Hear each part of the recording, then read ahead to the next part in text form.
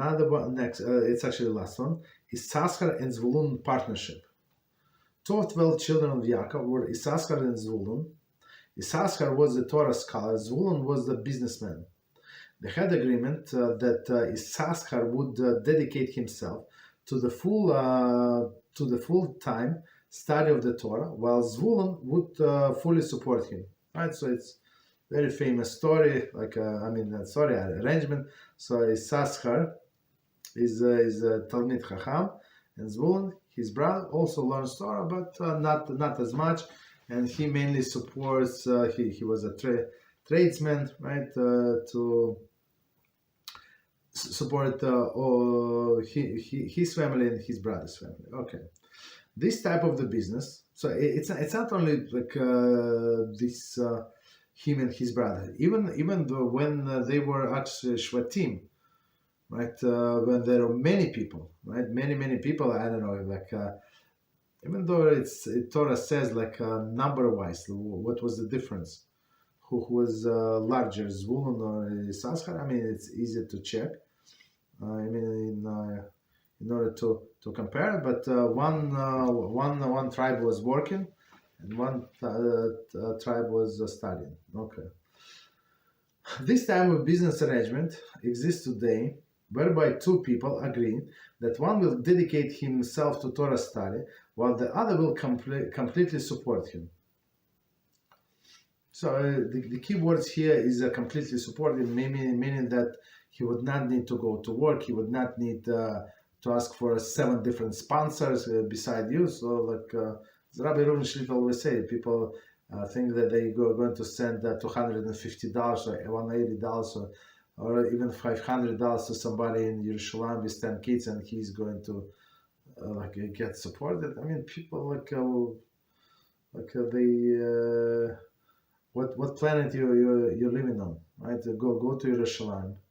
And I remember the prices, like for food. Of course, it's Yerushalayim.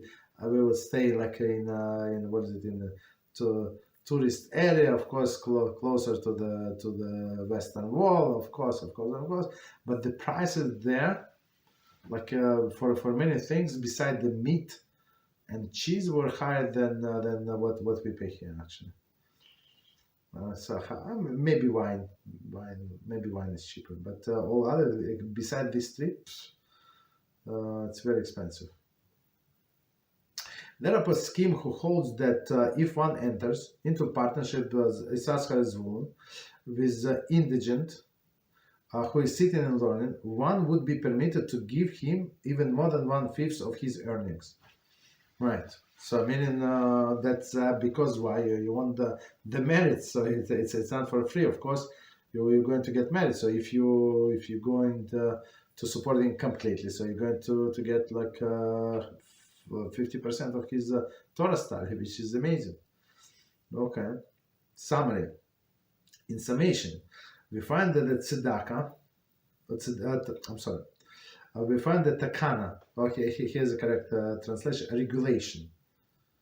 Okay, regulation. Okay, takana regulation that one should not give more than 1/5 of his money to tzedakah is not a rigid one. Okay, so I mean there are exceptions. Under many circumstances, one is permitted, and at times even encouraged and obligated to give more than 1/5 to tzedakah.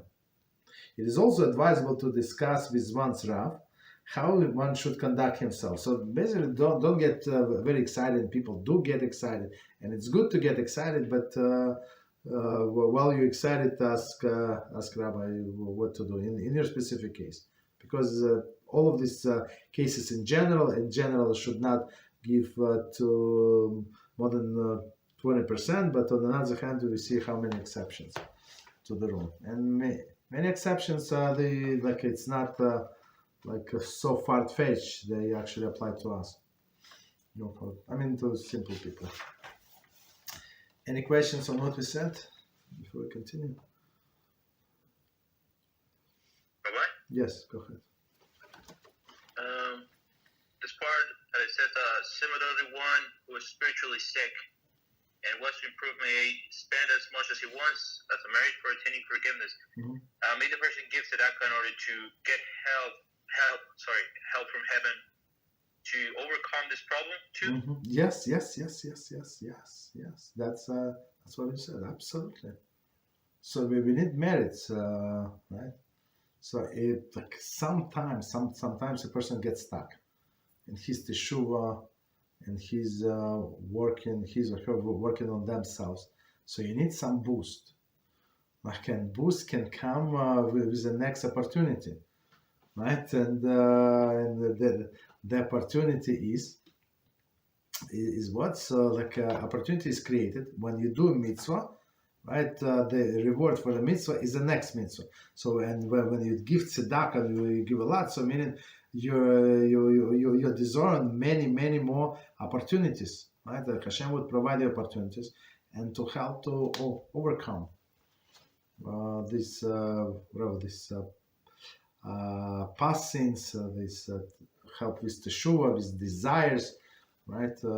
With many things, right? But of course, it's very important. Yeah, people say, yeah, Hashem knows. Yeah, Hashem knows. Yeah, but we must know also. What Hashem knows, that's very good, but we must know, right? So we always have to say it out loud. I mean, even or in your mind, why exactly you giving this to that? What do you want? I want to be purified. Hashem, I want to be pure. I'm sick now. I have this desire for this, and that. So, and I know that it is a spiritual sickness, because in your Torah it says it's disgusting, or it's not recommended, or it's not good, this and that, or forbidden. Okay, doesn't matter. It is not good on some level. Is it whether it's disgusting, whether it's a sin, whether it's not recommended? Doesn't matter, right? Rabbinical, biblical. Okay, Hashem, help me. I have this sickness, and please help me, right? So, very recommended. What else? Thank you, Rabbi. You're welcome. So that's very good. Yeah, go ahead. So regarding this issue of the Yissachar and Zevulun partnership, if the person's looking forward to being not the scholar but more the supporter, does he have to be like these people that are really good at making money, or he can be like an average person that has like a, I don't know, steady job or whatever? I mean, very good in making money. So it's a very good question. I mean, I think it's a two-part question. So one thing we must remember, that it's not only this life is not only about tzedakah and not only about helping others, but we must also observe ourselves and do the mitzvahs, right, and learn Torah, at least as much Torah as like know what to do. You understand? So if you have only limited time, so I'll say just say what to learn, what is the minimum requirement. So you must know halacha. You understand? So, but you must know halacha, what to do, and the rest, of course, you can work and you can support others, and their Torah is going to be counted for you, right? But some people taking it too far. They say, I'm going to support the person, and he's going to learn, and I'm going to only work and only maybe keep Shabbos or something. The way I understand it should be kept.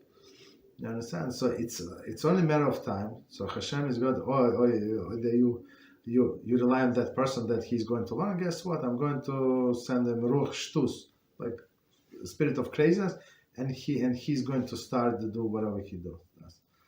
Understand? And I had to pick up one of my students who that from Kollel, not too far from where I live, very famous Kollel. And guess what? The guy was get laid. I don't know, whatever. Maybe I was like parked there in front of the call for 10 minutes, 15 minutes, a few times. And there were people, 15 minutes, smoking, and drinking coffee. And in the place where I live, the one cigarette is, I don't count anybody's money, but it's $1. You understand? So $1. cigarette, and the guy is getting salary. Of course, this Rosh Hashiva is not going to like everybody like push inside. You have to go. I mean, he has better things to do, of course. But the person who is trying to be Zevulun, right, Yissachar, so Hashem is going to send him like somebody like that. But it's also possible. You understand? So we have to learn ourselves, and we must do the best that we can. Of course, you're not obligated to completely like support him. You're not going to get exactly the full reward, but it doesn't matter. Who cares about the reward? You get something from that. Okay. So I would say maybe the healthiest choice is to study as much as yourself as yourself you can. Of course, everybody have a different ability and talents and right how much they can study, and then the rest try to come like buy from others. That's I would say that's good ratio. Okay. Thank you very much, Rabbi. Yes, you're welcome.